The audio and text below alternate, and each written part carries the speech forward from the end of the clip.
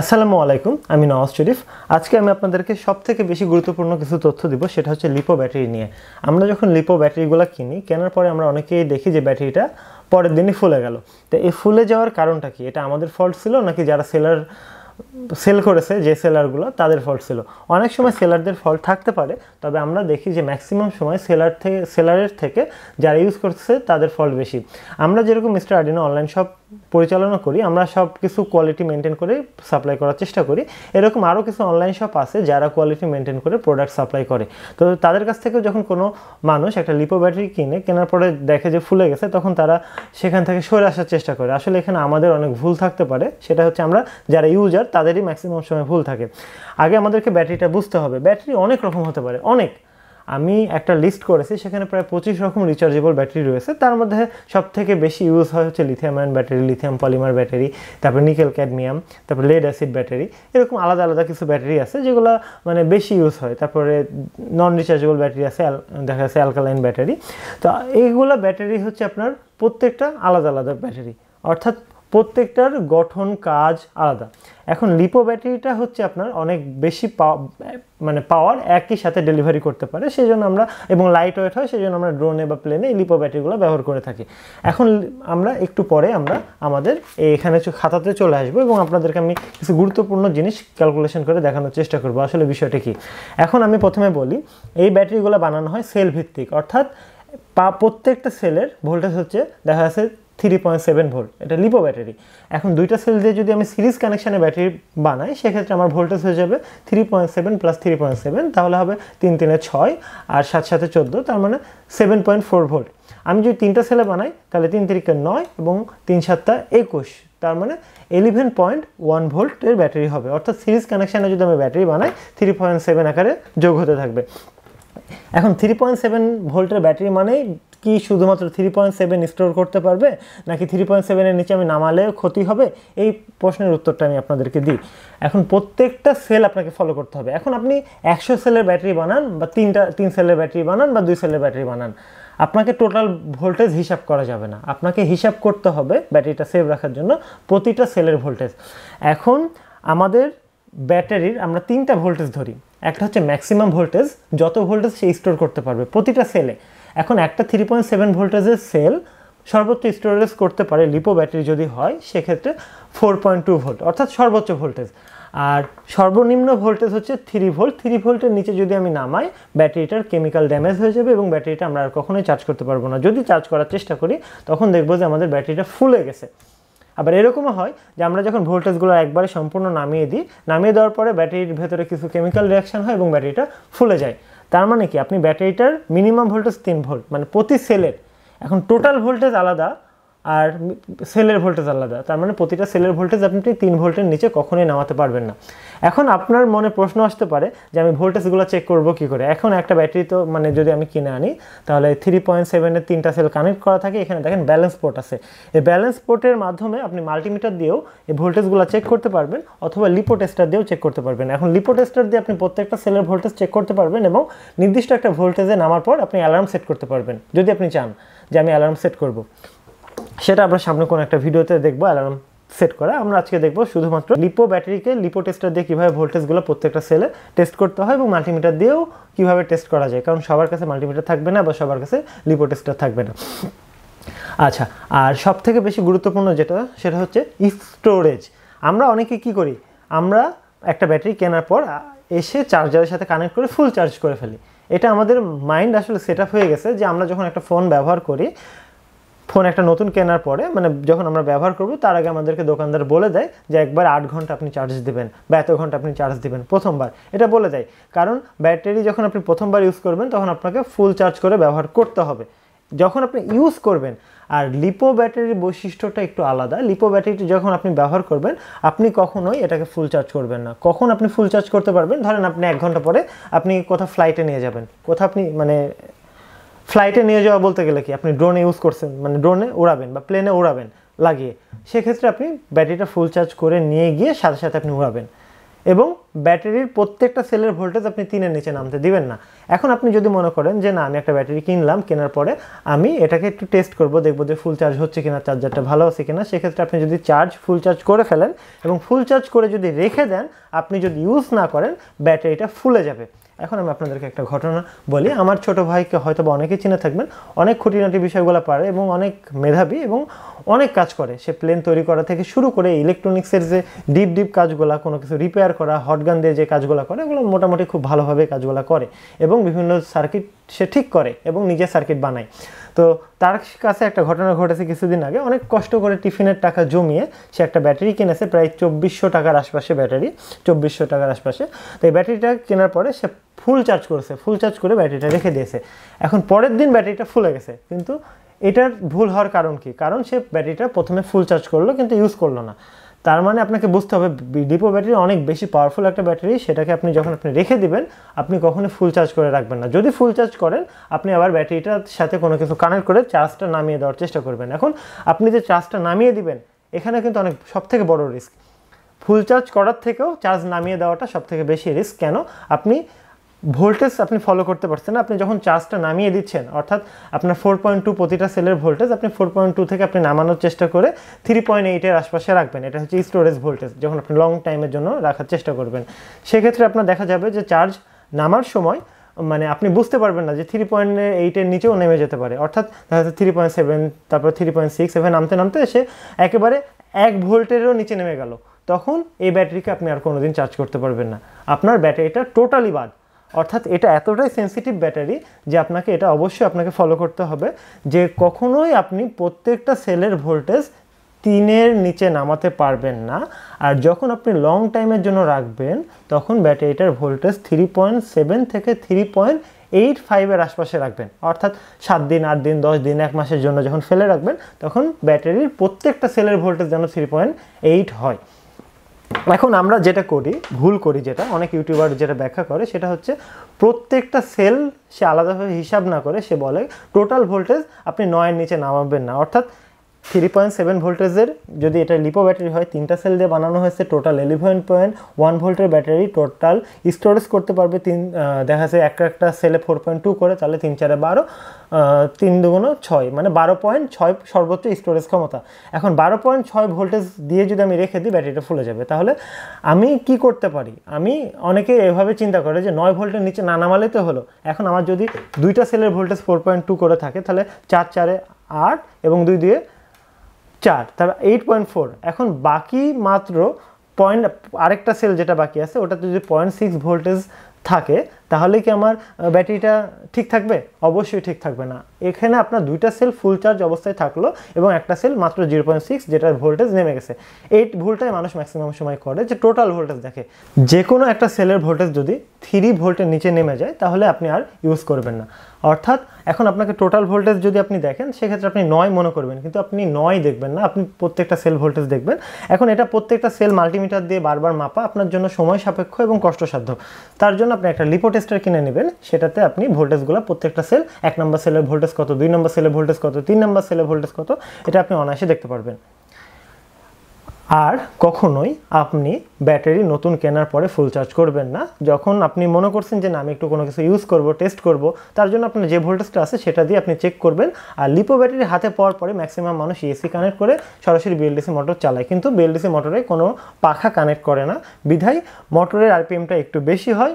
সে কারণে দেখা যায় যে আপনার ব্যাক ইএমএফের কারণে যে এসিগুলো আছে, এমনি নর্মাল প্রকৃতির এসিগুলো, এগুলো পুড়ে যায়। তো সেক্ষেত্রে আপনাকে কি করতে হবে? যখন আপনি এসি দিয়ে মোটর চালানোর চেষ্টা করবেন, তখন অবশ্যই আপনার মোটরের সাথে পাখা কানেক্টেড থাকতে হবে। পাখা থাকলে এর আরপিএমটা কম থাকবে, ব্যাক ইএমএফটা কম থাকবে, সেক্ষেত্রে এসিটা পুড়ে যাওয়ার সম্ভাবনা কম থাকবে। তারপরেও এসির কোয়ালিটির উপর ডিপেন্ড করে আপনাকে এটা ইউজ করতে হবে। কোন এসি ড্রোনের জন্য তৈরি করা হয়েছে, কোন এসি প্লেনের জন্য তৈরি করা হয়েছে, সেটা আপনাকে জানতে হবে। তো যাই হোক, আমরা অনেক কথা বললাম, এবার আমরা সরাসরি খাতাতে চলে আসবো। আমরা কিছু বিষয় জানার চেষ্টা করব। চলুন আমরা বিষয়টা জেনে আসি। এখন একটু খেয়াল করে দেখেন, এই যে 2200 mAh-এর 3 সেলের 11.1 ভোল্টের ব্যাটারিটাকে আমরা জানার চেষ্টা করব। অর্থাৎ এই ব্যাটারিটার গঠন যদি আমরা জানতে পারি, তাহলে আমরা মাল্টিমিটারের মাধ্যমে ভোল্টেজ টেস্ট করতে পারবো, প্রত্যেকটা সেলের ভোল্টেজ। আবার আমরা লিপো টেস্টার দিয়েও টেস্ট করতে পারবো। এই গুরুত্বপূর্ণ তথ্যটা আমরা এখন জানার চেষ্টা করি। আচ্ছা, আমরা ব্যাটারিটা সাইডে রাখি। আমাদের এখানে টোটাল 3টা ব্যাটারি আছে এরকম দেখা যাচ্ছে আমি 3টা ব্যাটারি আমি এইভাবে আঁকাচ্ছি এটা আমার পজিটিভ এটা নেগেটিভ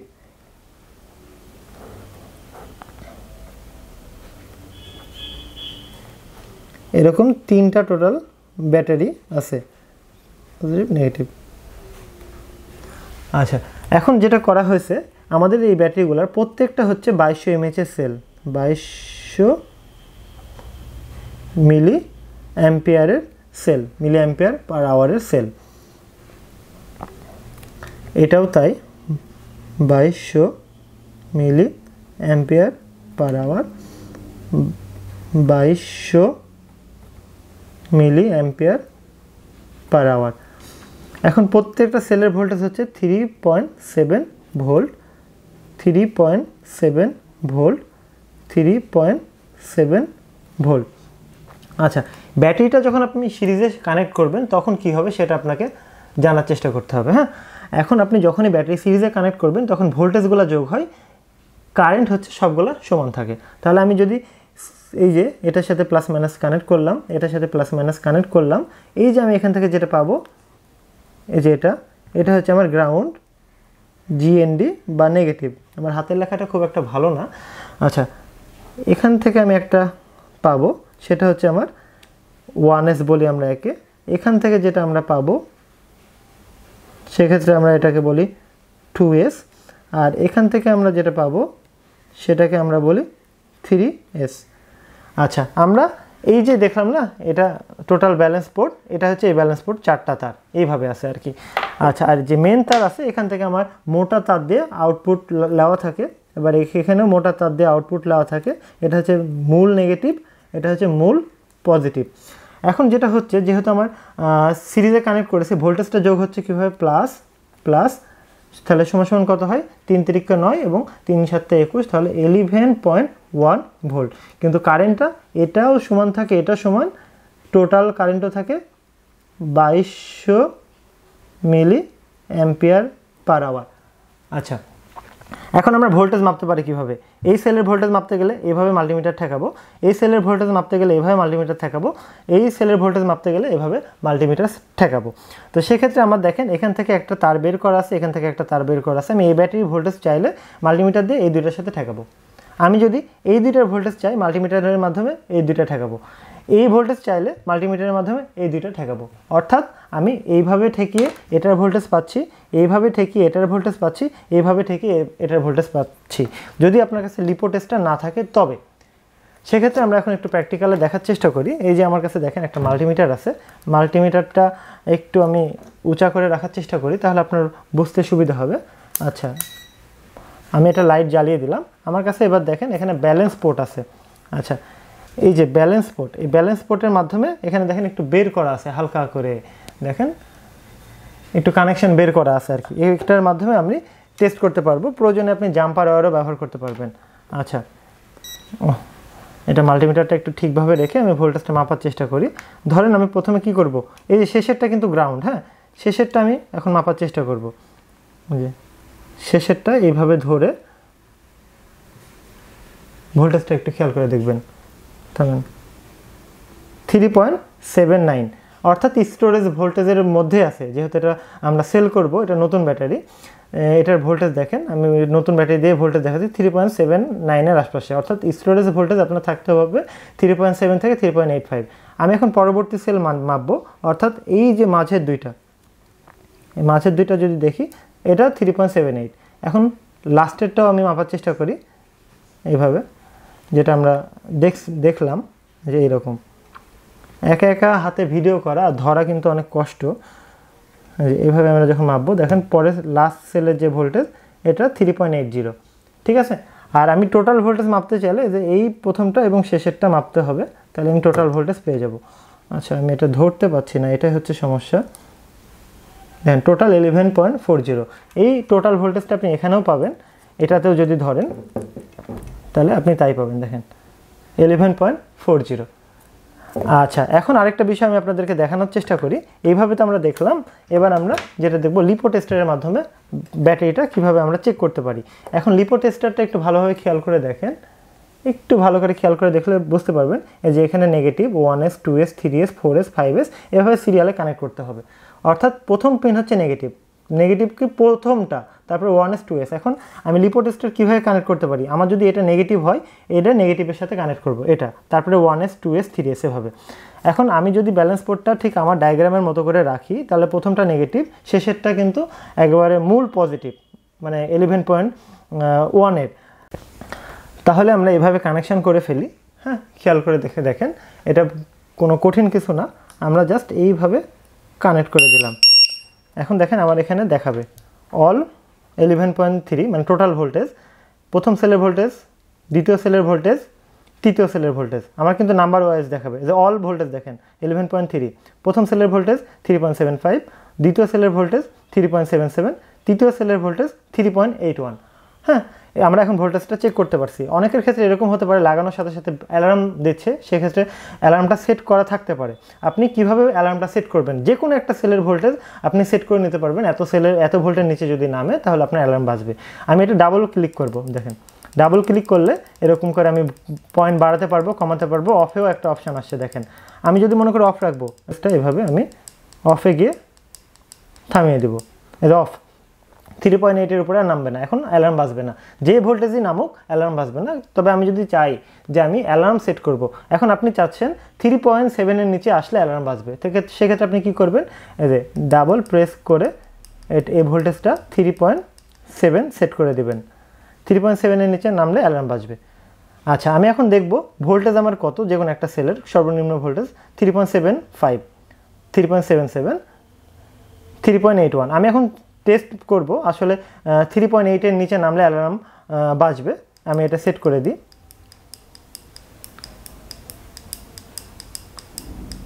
3.8, এখন দেখেন আমার অ্যালার্ম বাজবে। অ্যালার্ম বাজছে কারণ 3.8 নিচে কোনো একটা সেল আছে। এই যে কোনো একটা সেল 3.8 নিচে থাকলে সেটা অ্যালার্ম বাজবে। এখন যদি আমি চাই আবার সেল ভোল্টেজ সেট করব 3 নিচে, আপনারা যেটা করবেন, আপনাদের যেটা মূল কাজ 3 ভোল্টের নিচে নামতে দিবেন না আপনি। এই যে আপনি 3-তে সেট করবেন। আমার একটু দ্রুত চাপা হয়ে যাচ্ছে। এই যে 3 ভোল্টের নিচে নামলে অ্যালার্ম বাজবে। অর্থাৎ আপনি এভাবে এখন প্লেনটাকে বা ড্রোনটাকে এভাবে কানেক্ট করে রেখে ফ্লাই করতে পারবেন। তাহলে আপনার 3 ভোল্টের নিচে নামলেই কোনো একটা সেল অ্যালার্ম বাজবে এবং সাউন্ডটা অনেক জোরালো, আপনি উপর থেকেও শুনতে পাবেন। আপনারা মনে করতে পারেন এতটুকু তথ্যের জন্য এত বড় ভিডিও কেন দরকার? কারণ আছে বলে আমি এই বিষয়গুলো ব্যাখ্যা করার চেষ্টা করছি। যারা টিফিনের টাকা জমিয়ে এত টাকার একটা জিনিস কিনে, 2200 mAh হোক, 1100 mAh হোক, 1550 mAh হোক, 4200 mAh হোক, এত কষ্ট করে টিফিনের টাকা জমিয়ে কিনে তাদের যখন এই ব্যাটারিগুলো নষ্ট হয়ে যায়, নিজের কাছেই মনে হয় যে অনেক খারাপ লাগে যে তার একটা স্বপ্ন ছিল সে পূরণ করতে পারলো না, এবং তার একসময় ডিপ্রেশনে চলে যায় যে আমি এত টাকা ওয়েস্ট করে ফেললাম। তাহলে এই ভিডিওটা যদি কেউ দেখে থাকে তাহলে সে আর সামনে ভুলটা করবে না। আমরা এখানে মাত্র 3টা জিনিস জেনেছি, মানে অনেক কটা জিনিস জেনেছি, তবে 3টা ভোল্টেজ আমরা খুব গুরুত্ব সহকারে জেনেছি। সেটা হচ্ছে আপনার মিনিমাম ভোল্টেজ, প্রতিটা সেলের ভোল্টেজ 3-র নিচে নামানো যাবে না, যে করে হোক আপনার 3-র উপরে রাখতে হবে। 3-র নিচে নেমে গেলে আপনাকে দেখা যাচ্ছে আপনি এটাকে চার্জ করতে পারবেন না, তার মানে 3 ভোল্টে আপনি কাট অফ করে দেবেন কোনোভাবে, বা আপনি আর ইউজ করবেন না প্রতিটা সেলে।